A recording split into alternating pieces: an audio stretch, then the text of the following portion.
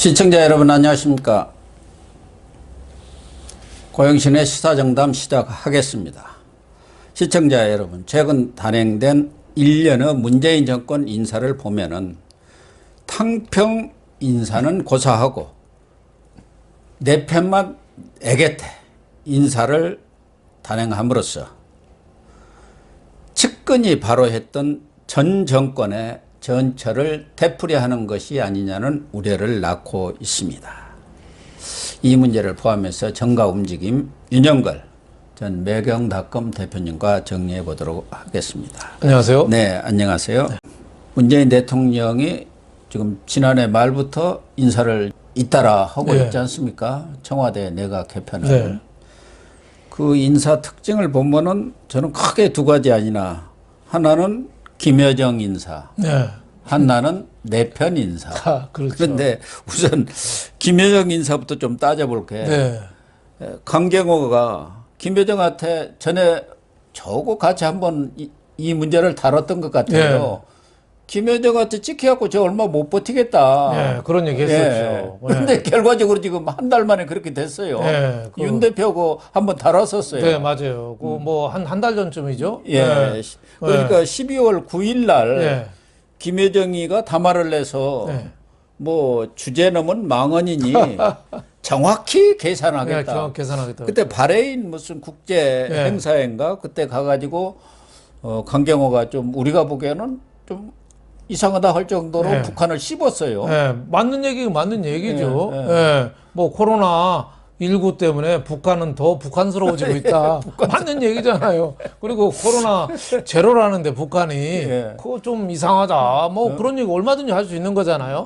근데 우리가 워낙 북한에 대해서 쩔쩔매고 거의 무릎 꿇고 저자세니까 강경화 장관 말이 어떻게 보면 도드라진 게 보인 거죠. 그러니까 북한이 김여정이가 가만 안 놔두겠다고 했는데 오비일학인지 진짜 문재인이가 그런 건지 바로 강경화를 경질한 거예요. 경질. 근데 그 강경화가 어떤 강경화입니까? 오경화라고 했죠. 오경화. 5년간 문재인 임기 5년간 같이 간다고 그래서 청와대에서 문재인 김정숙 부부가 제일 좋아하는 장관이라고 그랬어요. 애당초 거기는 일하고는 상관이 없는 사람이고 밥도 제일 같이 먹었지 않습니까? 그렇죠. 거기는 뭐 일 때문에 뽑은 사람은 아니거든요. 여행사 사장. 근데 지금 코로나 때문에 해외 여행할 때 그 안내 잘하고 그 옛날로 말하면 역관 출신이거든. 통역. 무슨 외교를 해본 사람은 아니에요. 그 여권들이 원래 외국을 다니고 그러니까 어디가 맛있는지 그렇죠. 그런 거 맞지. 그렇죠. 또 어디 좋은 구경거리 이런 걸 제일 잘 알죠. 그러니까 애당초 능력 보고 뽑은 사람은 아니기 때문에 5년간 같이 간다 했는데 이번에 개각설에도 대상에도 안 올라왔어요. 하마평도. 근데 느닷없이 강경화를 싹둑 하니까 사람들이 그런 얘기 나오잖아요. 김여정의 데스노트다. 그리고 또 김찍, 문찍. 김여정한테 찍히면 김찍. 문재인한테도 찍힌다. 김찍, 문찍. 이 얘기가 거기서 나온 거죠. 참 그러네요. 있을 수 없는 일이 이렇게 벌어졌는데 뭐 그러지 않기를 바랍니다만은 그동안에 또 전례가 있었잖아요. 작년에도 몇 사람 찍혀가지고 그렇죠. 김여정한테 날아갔죠. 그렇죠. 정경두 국방부 장관. 그 사람은 원래 머리는 좋은 사람이 아니잖아요. 경도. 딱딱한 머리 뜻이 있어. 그렇죠.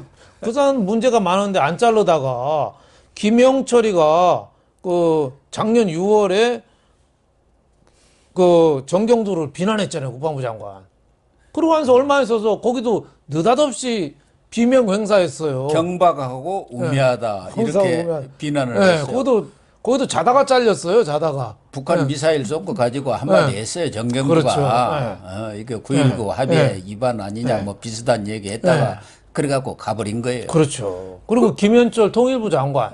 그 양반도 그 남북 연락사무소 폭파 뒤에 뭐 좀 북한하고 좀 안 좋은 표정 짓다가 거기도 비명 행사했어요. 그러니까 북한하고만 안 좋으면은 장관들이 다 잘리니까 이게 뭔가 문재인 정권이 북한하고 뭔가 지금 꿍꿍이가 있는 것 같다. 근데 일단 북한에서 계산을 좀 해봐야겠다. 계산을 할까? 이러면 그 사람 견디기 어려워요. 그렇죠. 그러니까 뭔가 문재인 정권이 그 김정은한테 뭔가 지금 자꾸 애걸하는 그 뭐가 있는 것 같아요. 정의용 네. 외교장관 기용도 그런 일원 아닌가요? 그렇죠. 상식적으로 보면은 임명하면 안 되는 사람이죠. 이 사람은 외교 실패, 그렇죠. 안보 실패, 또 남북관계 실패의 책임자 아닙니까? 그러니까 김정은이 입장에서 봐도 정의용이가 사기꾼이고 미국 입장에서 봐도 정의용이가 사기꾼이에요. 네. 왜? 김정은한테 가서는 미국 정상회담 하면은 제재 풀어줄 것 같다. 우리 트럼프가 하기만 하면 얘기했다, 이 얘기 완샷에 끝내버립시다. 네. 김정은한테 속닥거렸어요. 또 미국 트럼프한테 가서도 그 집무실 갔잖아요. 김정은이가 비핵화 의사 이번에 틀림없이 할 것 같습니다. 싱가포르로 날르시죠. 그러니까 트럼프하고 김정은이가 둘 다 속았다 그런 거 아니에요. 김정은이가 열차 타고 저 하노이 베트남까지 갔다가 4,500km 같은 거. 또 며칠을 열차 타고 오니까 그 돼지가 기차 타고 멀미나는데 얼마나 화가 나겠어요. 몇 달을 두문부추했잖아요. 예? 거의 우라병으로 죽으려고 그랬어요. 그 다음에 한국에 대해서 굉장히 거친 말이 오가고 그랬는데 어떻게 보면 국제 밀사 책사지만은 약간 사기꾼 이미지도 있는 사람을 지금 바이든 신정부 출범에 맞춰서 임명했다. 저는 저게 어떻게 잘했으면 물론 좋긴 하겠지만 기본 이미지가 솔직하지 못하다는 이미지가 있는데 그게 바이든 꽂아가지고 저게 한꺼번에 될까요? 그러니까 문재인 대통령은 지난번 신년회견에서도 싱가포르 회담 합의해서 다시 출발하면 된다. 그때 합의는 됐으니까 이제 실행 그런 합의만 하면 되지 않느냐는 생각을 하고 있는데 미국 저야는 물론이고 엊그저께 CSIS 아주 미국의 최고 국제전략연구소 소장이 문재인 정권이 지금 오판하고 있는 것 같다. 그런 그 코멘트를 했더라고요. 뭐 언론에다가. 그런데 문재인 대통령은 지금 신년회견에서도 김정은의 비핵화 의지, 평화 의지는 확고하다. 지금 그렇게 보입니까? 아니, 자기 눈에만 그렇게 보이나? 우리 눈에는 아무리 봐도 아니던데. 핵 개발 가속도가 붙었다 이렇게 표현해야죠. 그동안에 회담, 남북 경협 어떻게 보면 비핵화 추진한다가 시간을 끌다가 북한 핵 개발을 더 고도화가 시키는 우리가 시간을 준 꼴이 됐다. 이게 자책해야 되는데 김정은의 비핵화 의사는 여전하다. 뭐 이렇게 하니까 바이든이 볼 때는 아마 정의용이가 아마 바이든 곧 찾아가겠죠. 예, 그 국무장관 뭐 신임 국무장관 찾아가서 뭔가 블링컨인가요? 그 사람도 뭐 예. 북한에 대해서 이번 상원 청문회에서 상당히 비판적으로 얘기를 했죠. 그렇죠. 블링컨이 얘기했잖아요. 모든 대북 정책을 재검토한다.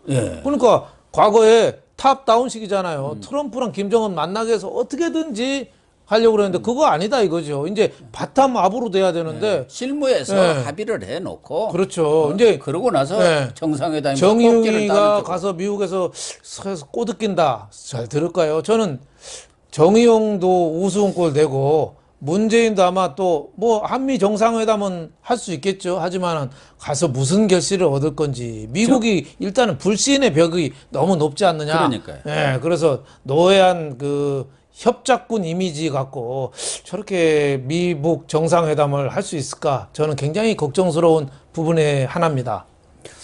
정영이 미국 가면은 트럼프 그 골프장에 한번 찾아가 보시지 뭐 그런 거 그렇게 권고하지 않을까 하는 생각도 드는데요. 뭐 인사 특징 얘기하다가 그랬는데 일단 김여정 인사. 그 다음에는 이제 전에는 캠코더 인사라겠잖아요. 그렇죠. 캠프 코드 더불어민주당 인사라 결국은 내 편 인사, 내 사람 그렇죠. 인사 아닙니까? 아는 사람끼리 다른 정권에서도 임기 말에 가면은 아무래도 그동안 조금 자기한테 충성했던 사람 못 써준 사람들 좀 어디 배치도 해갖고 마무리 그런 측면은 조금 있기는 있어요. 그런데 이 정권에서 최근의 인사를 보면은 좀 심하다 할 정도로 야 이거 측근 바로 측근 바로가 제일 무서운 거 아닙니까? 그런 인사가 아닌가 하는 생각이 드는데 특히 이번 인사 지난번 개각과 포함해서 보면은 부엉이 인사라고 하잖아요. 그러니까 부엉이가 뭐예요? 문재인 지키기 위해서 밤에도 눈 뜨고 지키겠다는 모임 아니에요? 나는 노무현 전 대통령 뭐 부엉이 바인 줄 알았어요 처음에는. 근데 이제 워낙 비난이 많으니까 특정 계파가 농단을 부린다는 비난이 많으니까 요새는 뭐 거의 모임이 유명무실화되고 있다고 하지만 그럼에도 불구하고 이 부엉이 모임 친문 세력들이 지금 한 자리씩 다 꿰차고 있죠. 그래서 더불어민주당 의원이 지금 장관 중에 40%거든요. 그러니까. 40% 대개 부엉이 모임이에요. 그러니까 문재인 지금 딸랑이들끼리 다 장관하고 있는 거예요. 그러니까 청와대 비서는 대통령 딸랑이들이 한다고 봐요. 그건 어차피 측근 비서니까. 예. 근데 내각은 내각 자체의 일이 있잖아요. 대통령만 보고 딸랑이가 내각이 돼서는 안 되잖아요. 그러니까 문재인 정권이 1년여 남짓인데 진짜 일할 의사가 있는 건지 아니면은 정권 말기에 우리끼리 친한 사람끼리 나눠서 하다가 우리끼리 나눠 먹게 하고 그냥 정권 바뀔 때 대비해서 우리 챙길 것 좀 챙겨라. 챙기고 이게 우리 곧 시장 떨이다. 떨이 원래 떨이 시장 떨이에 싸게 많이 팔잖아요. 또 하나는 그런 것도 있을 거예요. 저 공무원들 네. 혹시 무슨 기밀 문서라든가 중요한 거 또 네. 다른 데다 못 흘리게 철저히 그렇죠. 감독해 네. 야당으로 또 흘려가라는 그런 것들이 좀 많이 있지 않습니까? 네. 임기말에. 그래서 지금 부엉이 모임의 네. 간사가 원래 전해철 아니었습니까? 네, 그렇죠. 삼철의 한 사람. 네. 그 사람이 지금 행안부 장관으로 딱 좌장으로 가 있고 박범계 네. 이번에 장관된 권칠성, 황희 이 초선의원을 막 벗어난 이런 사람들이 그렇죠. 장관감이 되나요? 아무리 그래도 장관하면은 우리가 보면 한 국장이나 과장급 정도. 그렇죠. 황희 같은 아닌가? 사람은 그 뭐 전문성도 아예 없잖아요. 예. 예. 문화관광체육부에 뭘 알아요? 예. 아마 도시개발인가 이거 공부했을 거예요. 전문성도 하나도 없고 지난번에 왜 추미애 그 아들 그 터트린 당직 사병 이름을 공개해가지고 엄청나게 비난을 받았죠. 그런 이 사람은 사람들도 다 과거에 노무현 정권에서 뭐 행정관을 했고 그때 마침 네. 문재인 수석 밑에서 이렇게 그렇죠. 연결이 된 네. 사람들 같더라고요. 그렇죠. 묻지도 이 인사 특징을 보면 묻지도 따지지도 않고 알려고도 하지 마라. 나는 내가 아는 사람들하고 사이좋게 친목 단체로 청와대를 끌고 가겠다. 이런 뜻이죠. 뭐. 예. 그러니까 문재인 대통령과 오키시라도 스치는 그런 인연이 있어야지. 그렇죠.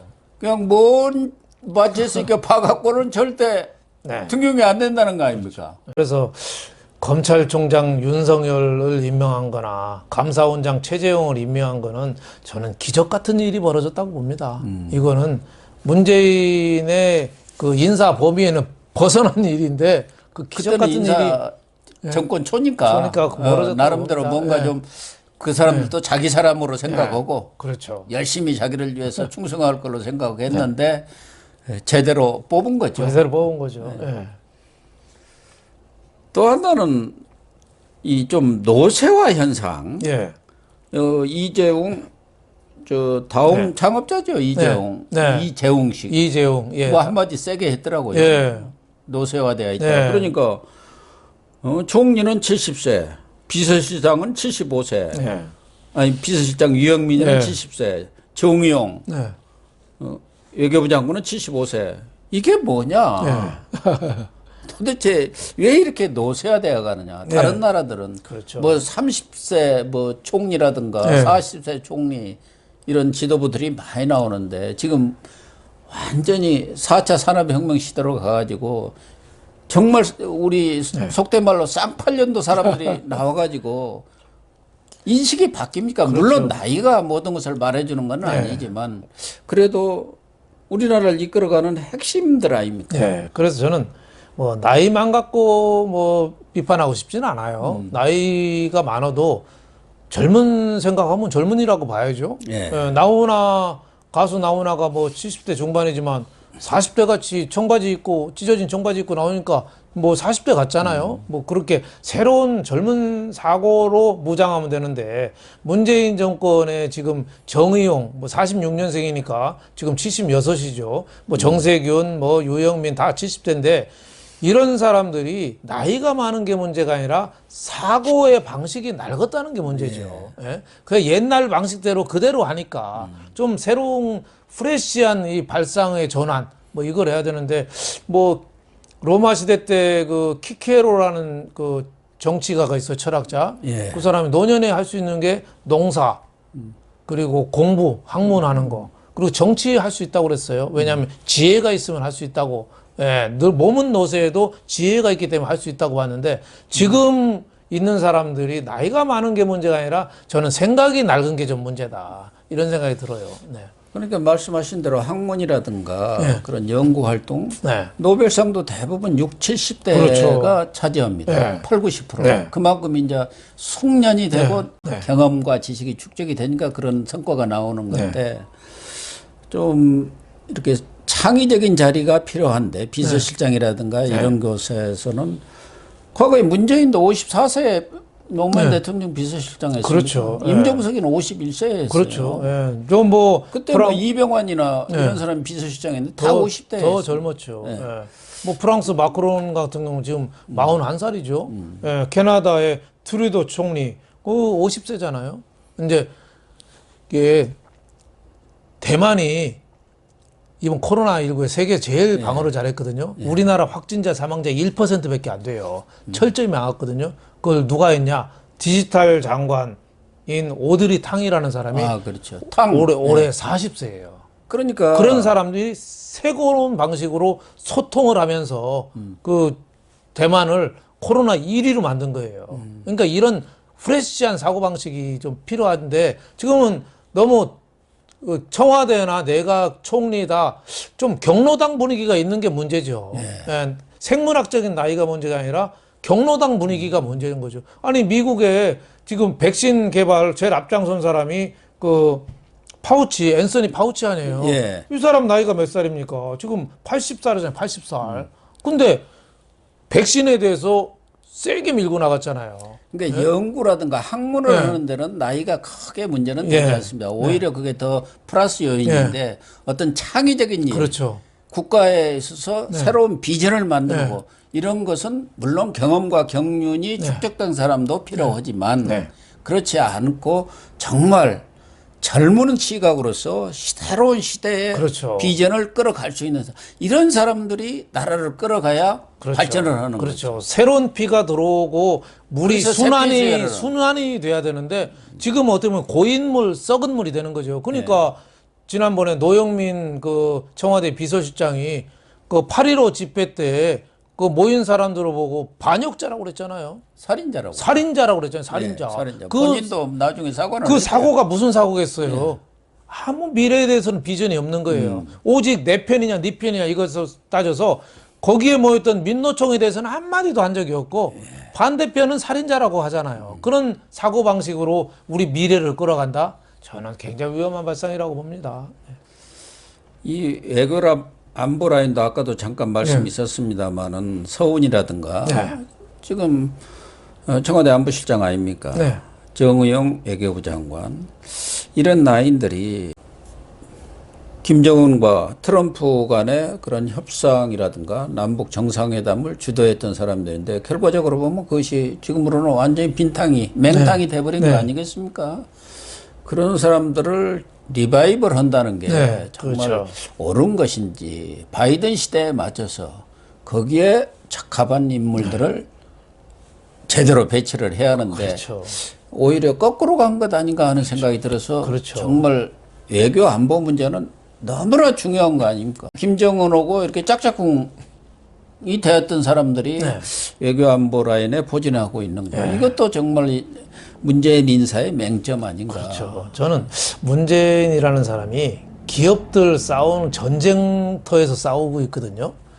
그런 거를 보고 좀 긴장감을 좀 가져야 된다고 봐요. 어떻게 보면은 저 경로당처럼 나라를 운영하고 있거든요. 이번에 LG전자가 우리나라 전자협회 효시잖아요. 옛날에 금성사 라디오도 나오고 그 휴대폰 사업 포기한다잖아요. 5조 누적 적자고 원래 원조인데 그거 왜 그렇겠어요? 그만큼 과감한 이런 발상의 전환이 시작하거든요. 그렇죠. 잘리니까 주가에서는 또 올라요. 네. LG가 원래 원조인데 그럼요. 한순간에 밀렸거든요. 애플이 스마트폰 내니까 삼성전자는 바로 따라갔어요. 근데 LG전자는 기존 피처폰 시장이 좀 더 있을 거라고 조금 한 발 늦었어요. 거기에 따라서 LG전자는 5조 누적 적자 보고 휴대폰 갖고 삼성전자는 갤럭시 폰은 1년에 10억씩, 10조씩 벌잖아요. 그 차이가 이렇게 벌어지는 거. 한쪽은 사업을 포기하고 성장하고 또 이쪽은 안 된다니까 과감하게 자른다고 하니까 주가가 오르고 이런 시대인데 문재인 정권은 너무 한가한 것 같아요. 예? 한가한 게 모르면 다 좋은 역할만 하려고 하고 백신 조금 비판하니까 여기저기 백신 뭐 공장 찾아다니고 뭐 매일 뭘 보여주려고 예?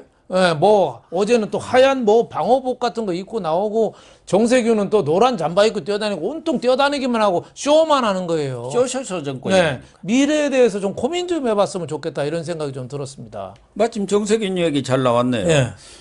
뭐 다른 얘기는 또 뒤에 하고 우선 이제 내각 개편은 대충 마무리를 한 것 같은데 사실은 내각 개편했다고 해도 우리 국민들이 관심도 없고 전혀 감동도 없고 그냥 자기 사람 그 안에서 서로 돌려막기 하는구나 뭐 이런 인상뿐이 없는데 그래도 총리라는 자리가 상징성은 좀 있는 거 아니겠습니까? 그렇죠. 힘은 없어요. 이스람 하나한 자리인데 제가 볼 때는 별 조정 역할도 못 하고 그렇다고 해서 뭐 인사권을 행사하는 것도 아닌데 일단 정세균 총리도 알려지기로는 재보선이 끝나면은 이제 물러난다. 네, 그렇죠.